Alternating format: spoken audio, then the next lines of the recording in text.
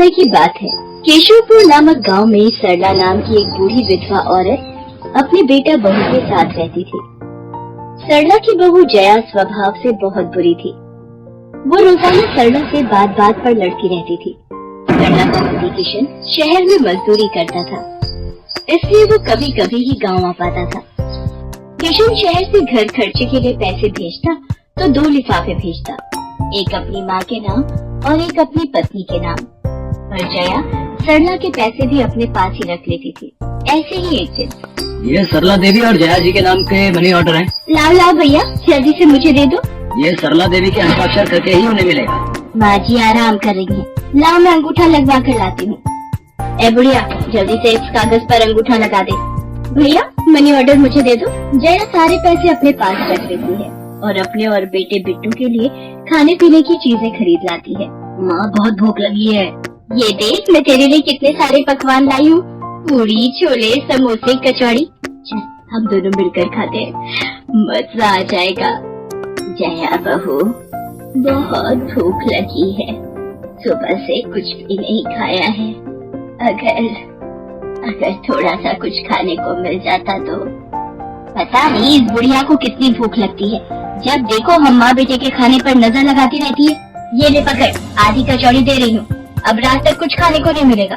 और तुझे तो मैंने बोला था कि कपड़े धो देना, तेरे से अभी तक कपड़े नहीं धुले। ये कचौड़ी खाकर चुपचाप सारे कपड़े धो देना, नहीं तो मुझसे बुरा कोई नहीं होगा। बेचारी सरला कचौड़ी का एक टुकड़ा खाकर भला क्या पेट भरती। वो फिर से दोबारा काम पर लग जाती है। एक दिन किशन शहर से वापस आने वाला था। जया को पता था कि जब किशन सरला से पूछेगा कि वो उसे पैसे बराबर भेजता है तो उसे मिलते हैं या नहीं। ये बात सोचकर जया थोड़ा घबरा जाती है और वो सरला से कहती है, ओ बुढ़िया, अगर तूने अपने बेटे से कहा कि तुझे उसके भेजे हुए पैसे नहीं मिलते तो मुझसे बुरा कोई नहीं होगा। वो तो एक दिन रहकर चले जाएंगे, उसके बाद जो मैं तेरा हाल करूंगी ना, फिर तू देखती रह जाएगी। इसलिए अपने बेटे के सामने दुखड़े रोने की कोशिश मत करना।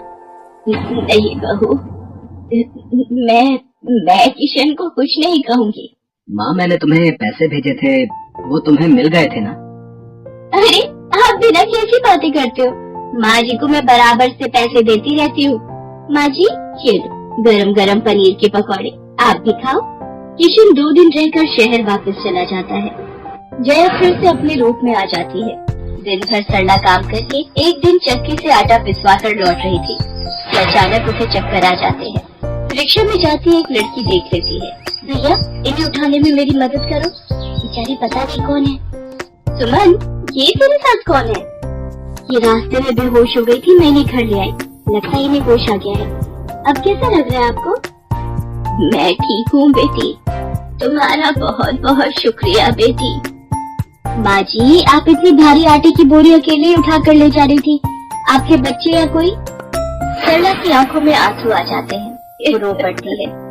माँ जी कोई परेशानी है तो आप हमसे कह सकते हो, मुझे लग रहा है आप बहुत परेशानी में हो। क्या करूँ बेटी, मैं इस जीवन से हार गई हूँ। सरला के दुख का घड़ा फूट जाता है और वो सारा दुख सुमन और बाकी लड़कियों को बताती है। अब इस संसार में जीने की कोई इच्छा नहीं है मेरी। माँ जी ऐसा मत सोचिए, आप जीवन से यूं निराश मत होइए। अब आप अपनी बहू के पास वापस मत जाना, आप यहाँ हमारे साथ रहो। बेटी तुम बहुत अच्छी हो, भगवान तुम्हारा भला करे। तुम लोग यहाँ गांव में रहती हो क्या?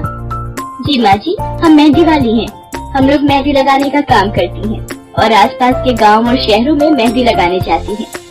क्या मैं भी ये काम सीख सकती हूँ? क्यों नहीं, बिल्कुल, और ये तो बहुत अच्छी बात है। हमारे ग्रुप में आप भी जुड़ जाओगे, मैं आपको मेहंदी लगाना सिखाऊंगी। सरला अब उन लड़कियों के साथ ही रहने लगी और कुछ ही समय में वो बहुत अच्छी मेहंदी लगाना सीख गई। इधर जया सरला के कुछ दिन तक वापस न आने से घबरा जाती है। ये बुढ़िया इतने दिनों से कहाँ गायब है, मुझे तो कोई खोज खबर नहीं है।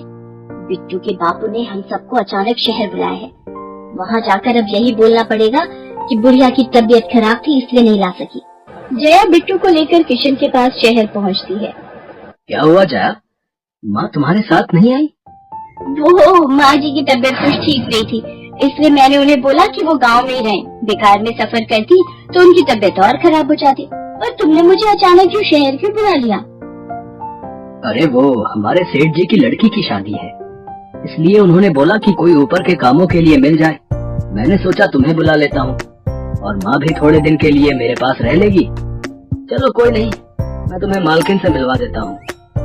देखो किशन, शाम को मेहंदी का समारोह है तो काम अच्छे से निपटाने हैं। जितने भी मेहमान आएंगे उनके स्वागत में कोई कमी ना होने पाए। आप चिंता मत करो मालकिन, सब हो जाएगा। ये मेरी पत्नी है, मैंने इसे गांव से बुला लिया है, ये सब संभाल लेगी। जया मेहंदी समारोह की तैयारियों में काम करवाने लगती है। सब मेहमान आने लगते हैं। रिचा, मेहंदी वाली अभी तक नहीं आई, कितने बजे का टाइम दिया था? मम्मी, मेरी उनसे बात हो गई है, बस कुछ ही देर में आती होंगी। लो वो आ गई। माँ जी, ये यहाँ कैसे? मेहंदी वाली लड़कियों के साथ? हाँ यहाँ। जया, तुम तो कह रही थी कि माँ बीमार है और गांव में है, पर माँ मेहंदी वाली लड़कियों के साथ क्या कर रही है? मुझे कुछ समझ नहीं आ रहा। मैं माँ के पास जा रहा हूँ। माँ, तुम यहाँ इन सबके साथ? किशन बेटा, तो आप मेरे साथ इधर आइए, मैं आपको सब बताती हूँ। ये लड़की इनको सब कुछ बता देगी। शायद आप नहीं जानते हैं, आपकी पत्नी ने आपकी माँ पर बहुत जुल्म किए हैं, इसीलिए ये बेचारी अपना घर छोड़कर हमारे साथ रहने को मजबूर थी। सुमन किशन को सारी सच्चाई बताती है। सरला की आंखों में आंसू आ जाते। किशन सबके साथ जब घर आ जाता है। जया, तुम्हें शर्म आनी चाहिए। तुमने मेरी माँ के साथ इतना बुरा व्यवहार किया। तुम्हारी वजह से मेरी माँ दर दर भटक रही है। अब तुम मेरे साथ एक पल भी नहीं रहोगी। बिट्टू को मैं पाल लूंगा। अभी के अभी अपने मायके निकल जाओ। ऐसा मत कहो, मैं आप लोगों के बिना कैसे रहूंगी? मुझे माफ कर दो, मुझे माफ कर दो, मेरे से गलती हो गई। माँ जी, मुझे माफ कर दो। किशन बेटा, मैं किसी से भी नाराज नहीं हूँ।